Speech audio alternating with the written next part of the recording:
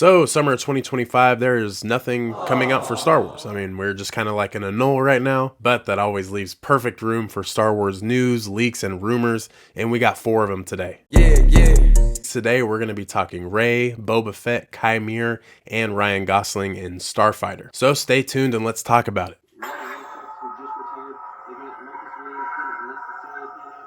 Welcome guys, Claim Brandalorian. My name is Brandon. As always, if you're into anything in the Star Wars universe, whether that's lore, theories, Funko, and Lego, go ahead and consider subscribing. You can always change your mind later. That being said, let's go ahead and start off with Rey. And we're getting all of the news today from Star Wars Holocron over on X. Plans for the post-Episode 9 era have reportedly been revealed. It will be similar to the Mandoverse with multiple stories. Very cool, I like that. You know, Ahsoka, Skeleton Crew, Book of Boba Fett, The Mandalorian, all of those coming together, and we're gonna get a good story out of it. So I would love to see that for this, the post-sequel trilogy. And it says the first story will be Daisy Ridley's new Jedi Order. Assume that this is the Charmin Obeid Shinoy movie, and I think this is actually going to set up pretty well. I mean, we haven't seen Rey since 2019, and it says it'll build toward a culminating event that brings back old Star Wars characters. I mean, regardless of all that, I think this is going to be a really good idea. I mean, you kind of look at the success that the Mandalorian has. I mean, bringing back old characters, it makes you feel more Star Wars. I mean, there's plenty of characters in the sequel trilogy that I feel like most like. Poe Dameron,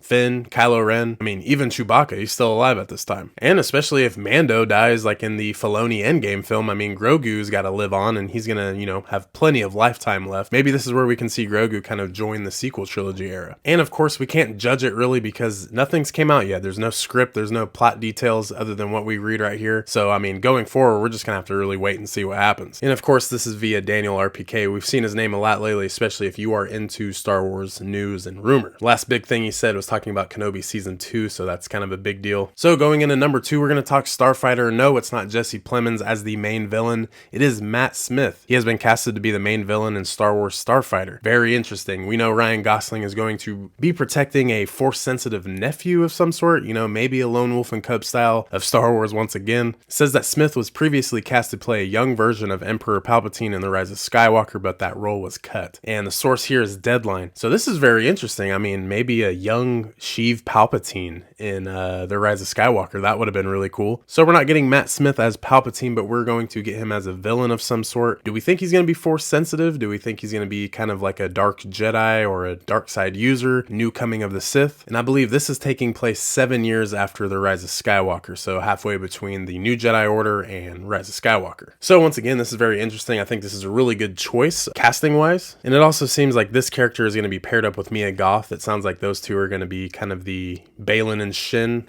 should I say, going up against Ryan Gosling. Sounds interesting. So Acolyte fans, this should have you pretty excited. It kind of gives you goosebumps a little bit, kind of makes you think about the future. So right here it says the Acolyte star Manny Jacinto says that he would love to return as Qimir. End quote. I would love to run it back. I love the character, that franchise, that team. If the fans want it, I'm down and ready to go. And this comes from comicbook.com. So I mean, yes, absolutely. I feel like a lot of us can agree that the Acolyte was very different. It was. I will say that Qimir / the Stranger carried the show. Almost a top 10 character in my opinion. I mean, we haven't even really seen too much of him, and there's no backstory, there's no continuation yet that we've seen, and he's one of those characters. It's the aura, it's the presence that he has. I will say it's always cool seeing a new dark side character, and I feel like he executed it perfectly. I mean, choreography wise, Qimir going crazy against all the Jedi, I mean, that was one of the best things we've ever seen in Star Wars. So I just don't understand why we wouldn't want more of that. I mean, Manny Jacinto, great actor. Plus the Stranger has so much range. I mean, being introduced to Plagueis, I mean, those two easily, I mean, I say it on the channel all the time, those two could go on and have their own story, maybe leading up to Sheev Palpatine.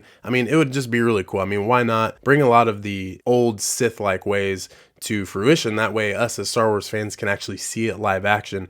We can get that character dissected even more. And I mean, there's many fans that are in love with the Plagueis novel. And I mean, regardless of that being Legends now, I mean, I feel like this could be a really good thing to actually see the character of Plagueis live action. There's more story, there's more sides to it. So, I mean, I'm all for it. Bring it on. All right, guys. And the last piece of news for today is coming from the Fanbase Weekly over on X, and this concerns Boba Fett. So they're getting this from Variety, and it says Boba Fett actor Tamora Morrison tells Star Wars fans to reach out to Lucasfilm about his return. And in quotes, it says all of you need to send a letter or an email. So that's pretty heavy. I mean, maybe he signed an NDA and he's not able to say anything about returning. Maybe it's a big thing. Maybe his Boba Fett goes on. He's not, going to survive the events of The Mandalorian and Grogu, or Tamora Morrison is like the template of all the clones. I mean, Cody, Rex, all the, Clone Force 99, the Bad Batch. We absolutely love these characters, and they all come from Tamora Morrison. Of course, D. Bradley Baker does a great job animation, but when live action, when we see clones, Jango, Boba, it's Tamora Morrison. I mean, he's been there,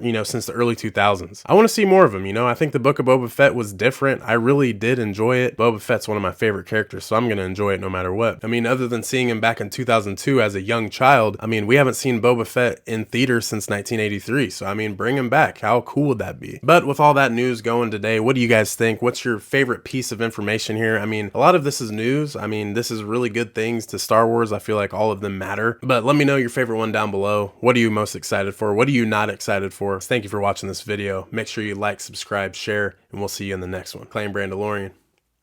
I'm out.